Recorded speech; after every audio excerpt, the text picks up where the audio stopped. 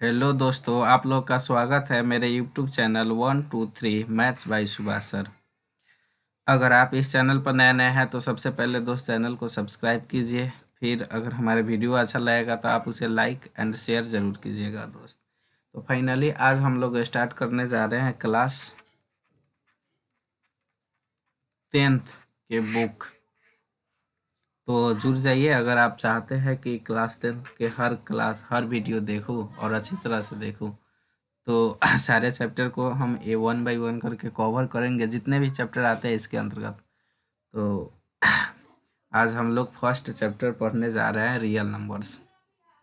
तो एक बार फिर से कहना चाहेंगे कि अगर आप हमारे चैनल पर नए नए हैं तो चैनल को सब्सक्राइब कीजिए और फिर लाइक कीजिए और नोटिफिकेशन को ज़रूर दबा लीजिएगा। तो चलिए शुरू करते हैं। आज जो है दोस्त हम करने जा रहे हैं क्लास 10th दोस्त, क्लास 10th यानी कक्षा 10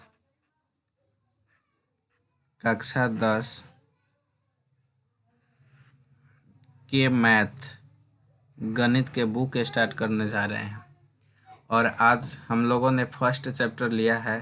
फर्स्ट चैप्टर के बारे में पढ़ेंगे, जिस चैप्टर का नाम है वास्तविक संख्याएं। वास्तविक संख्याएं, आज हम इसके बारे में पढ़ेंगे कि वास्तविक संख्या क्या होता है। रियल नंबर्स के बारे में हमारी 10th क्लास के या फर्स्ट चैप्टर्स है। प्रथम ही चैप्टर है जिसका नाम है रियल नंबर्स। इसके अलावा आप 11th 12th जैसे क्लास की मैथ का वीडियो देखना चाहते हैं तो आप हमारे चैनल से ज़रूर जुड़ जाइएगा। तो आइए स्टार्ट करते हैं। तो हम चैप्टर 1 को शुरू करने से पहले कुछ बेसिक टर्म को जानना ज़रूरी है, जिसे आप पिछले कक्षा में पढ़ के भी आए होंगे और कई क्लास में पढ़े भी होंगे। तो आइए एक बार उनका रिवीजन कर लेते हैं। सबसे पहले 1 नंबर में हम देखते हैं दोस्त प्राकृत संख्या। प्राकृत संख्या क्या होता है? नेचुरल नंबर, आप नोट्स बनाइएगा। नेचुरल नंबर्स, अगर आप इसको अंग्रेज़ी में डेफिनेशन इसका जानना चाहते हैं तो 11th क्लास के प्लेलिस्ट खोलिएगा, हमारे चैनल पर जाकर प्लेलिस्ट खोजिएगा जहां हम इसको अंग्रेजी में डिस्कस किए हैं। यहाँ हम हिंदी मीडियम में पढ़ने जा रहे हैं। तो प्राकृत संख्या, नेचुरल नंबर। तो सबसे पहले याद रखिएगा दोस्त कि नेचुरल नंबर को शॉर्ट में हम n से निरूपित करते हैं। किससे निरूपित किया जाता है? n से। इसको सूचित किया जाता है n से। और प्राकृत संख्या गिनती की संख्या को कहते हैं। और हमें याद रखना है कि जो ये प्राकृत संख्या है ये दोस्त स्टार्ट कहाँ से होता है? 1 से।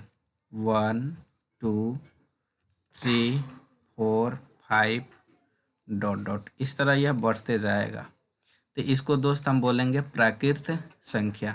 तो सबसे छोटी जो प्राकृत संख्या होती है वह होती है 1। सबसे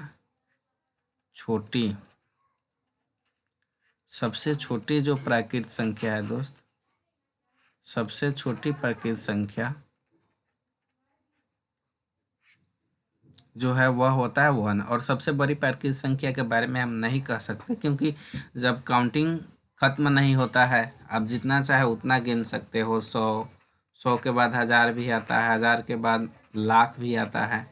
तो इस तरह हम बोल सकते हैं कि जो प्राकृत संख्या होती है वह सबसे छोटा 1 होता है, लेकिन सबसे बड़े प्राकृत संख्या के बारे में कुछ नहीं कहा जा सकता। दूसरा नंबर में हम जानते हैं दोस्त पूर्ण संख्या। पूर्ण संख्या कि पूर्ण संख्या क्या होता है? पूर्ण संख्या जिसको अंग्रेजी में हम बोलते हैं होल नंबर। कौन सा नंबर? Whole number. तो इसमें सबसे पहले हमें याद रखना है कि जो होल नंबर है इसको निरूपित किया जाता है W से। और होल नंबर कहाँ से शुरू होता है वह हमको जानना ज़रूरी है। जब यह प्राकृत संख्या 1 से शुरू हो रहा है, इसी को अगर आप 0 से शुरू करिएगा, 0 1 2 3 4 डॉट डॉट, तो ये जो संख्याओं का समूह बनेगा इसे हम पूर्ण संख्या कहेंगे। तो अगर आपसे कोई पूछे कि सबसे छोटी पूर्ण संख्या कौन होगा दोस्त, तो वह होगा 0। सबसे छोटी पूर्ण संख्या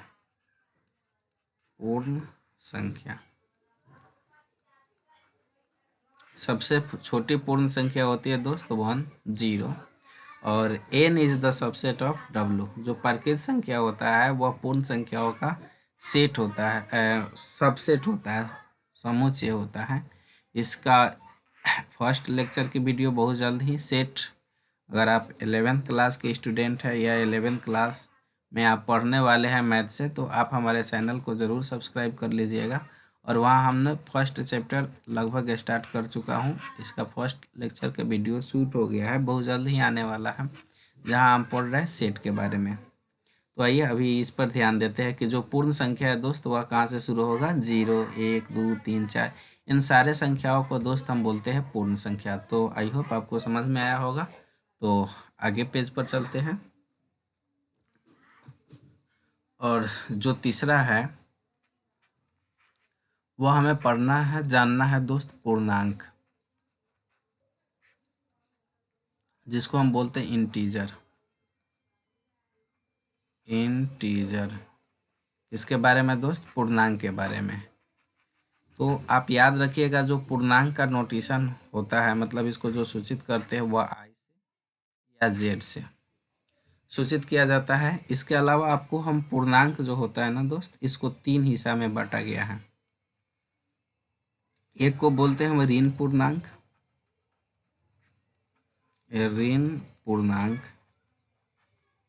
निगेटिव इंटीजर,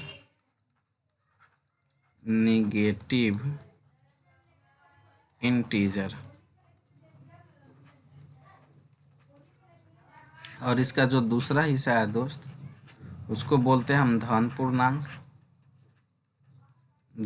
पूर्णांक, और इसको हम बोलते हैं पॉजिटिव इंटीजर।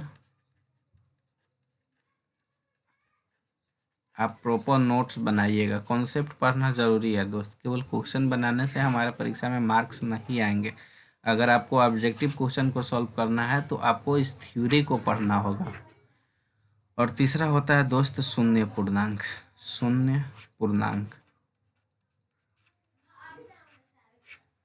जिसको बोलते हैं हम जीरो इंटीजर।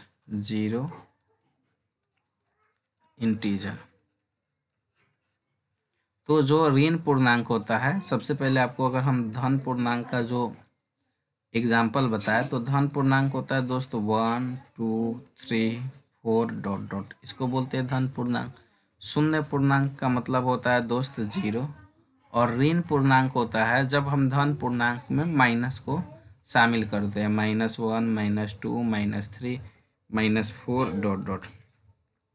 तो अगर इन सारे संख्याओं का आप एक सेट बना दें ऐसे, इसे डॉट डॉट -3 -2 -1 0 1 2 3 डॉट डॉट, तो ये जो सेट बन रहा है, यह जो संख्याओं का संग्रह हो रहा है, इन्हीं संख्याओं को दोस्त हम बोलते हैं पूर्णांक।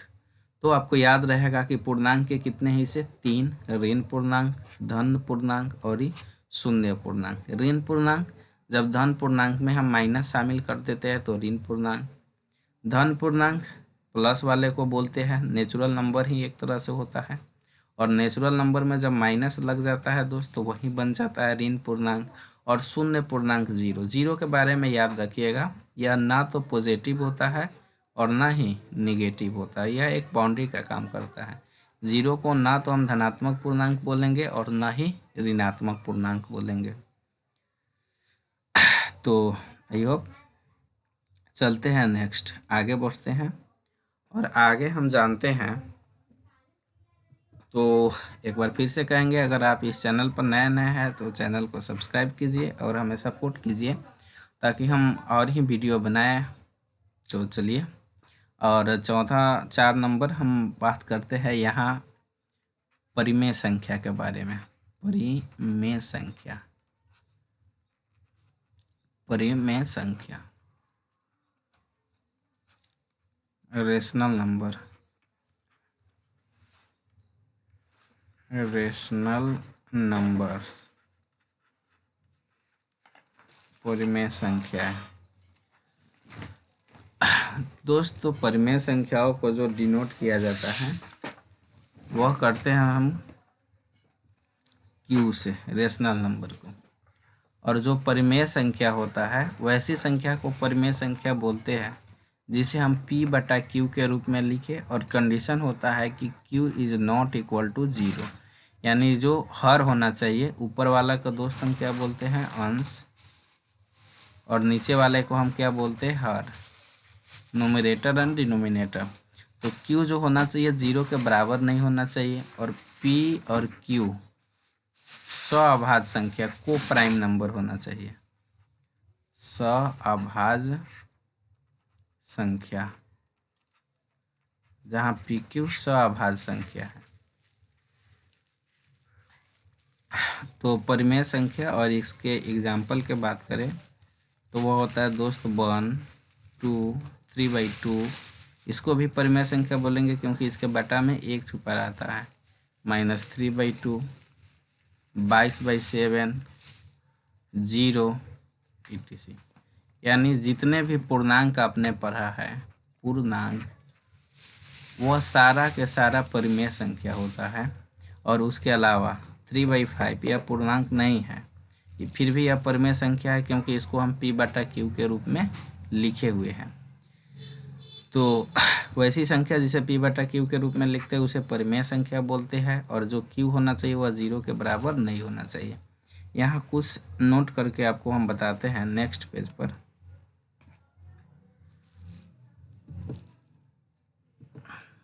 कुछ चीज़ आपको याद रखना है। जैसे सबसे पहले जो ये पाई होता है दोस्त, यह होता है अपरिमेय संख्या, अपरिमेय संख्या। एग्जाम में कई बार आ चुका है, इसलिए इसको आप ध्यान से नोट कीजिएगा कि पाई जो होता है वह क्या होता है, अपरिमेय संख्या। दूसरी परिमेय संख्या नहीं होता है पाई, पाई को बोलेंगे हम अपरिमेय संख्या, जिसको आगे हम पढ़ेंगे। आगे हम पढ़ने जा रहे हैं अपरिमेय संख्या। इसके अलावा अगर पाई अपरिमेय संख्या होता है तो 2 पाई, या आपसे 3 पाई पूछता है, या पाई/2 पूछता है दोस्त, तो यह भी परिमेय नहीं होगा, यह होगा अपरिमेय। अपरिमेय क्या होता है उसको हम अभी डिस्कस करेंगे आगे चल के। अभी आप इतना याद रखिएगा कि यह जो पाई होगा वह परिमेय नहीं बल्कि अपरिमेय संख्या होगा। दूसरी का चीज हमें देखना है √4। तो चलिए पहले अपरिमेय संख्या पढ़ लेते हैं, फिर इसके बारे में भी हम डिस्कस करेंगे। तो आइए अब जानते हैं हम अपरिमेय संख्या। अपरिमेय संख्या क्या है? अपरिमेय संख्या जिसको हम बोलते हैं इरेशनल नंबर, इरेशनल नंबर्स, अपरिमेय संख्याएं। तो वैसी संख्या जिसे p बटा q के रूप में नहीं लिखा जा सकता, या आप दूसरी तरह से बोल सकते हैं कि जो परिमेय नहीं है, जो परिमेय नहीं है, जो परिमेय नहीं है उसे अपरिमेय कहेंगे,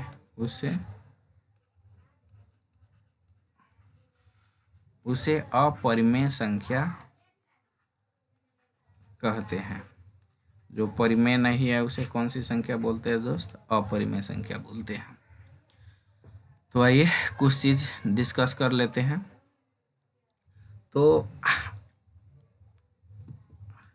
यहाँ कुछ एग्जाम्पल लेते हैं अपरिमेय संख्या के। जैसे कि अपरिमेय संख्या का एग्जाम्पल होता है √2, √3 और √5, पाई एक्सेट्रा etc। यह सारी संख्या है अपरिमेय संख्या होता है। तो दोस्त आज के लेक्चर हम यहीं पर ख़त्म करते हैं। लेक्चर आज का यहीं पर हम एंड करते हैं। अगले लेक्चर में हम अपरिमेय संख्या के आगे के बारे में पढ़ेंगे और कुछ केस पढ़ेंगे, जैसे कि मान लीजिए कि √4, √12, √25 कि देखो दोस्त यह होता है परिमेय और यह होता है अपरिमेय और नीचे वाला दोस्त होता है परिमेय। तो यह कब परिमेय होता है, कब अपरिमेय होता है, यह हम नेक्स्ट लेक्चर में देखेंगे। तब तक के लिए आपको मेरे वीडियो देखने के लिए धन्यवाद। अगर आप इस चैनल पर नए हैं तो आप हमारे चैनल को सब्सक्राइब कीजिए। अगर आपको हमारे वीडियो अच्छा लगा है तो लाइक कीजिए और फिर अपने दोस्तों के पास शेयर ज़रूर कीजिएगा। तो चलिए मिलते हैं हम नेक्स्ट लेक्चर में, नेक्स्ट आगे की बातें को लेकर हम मौजूद होंगे।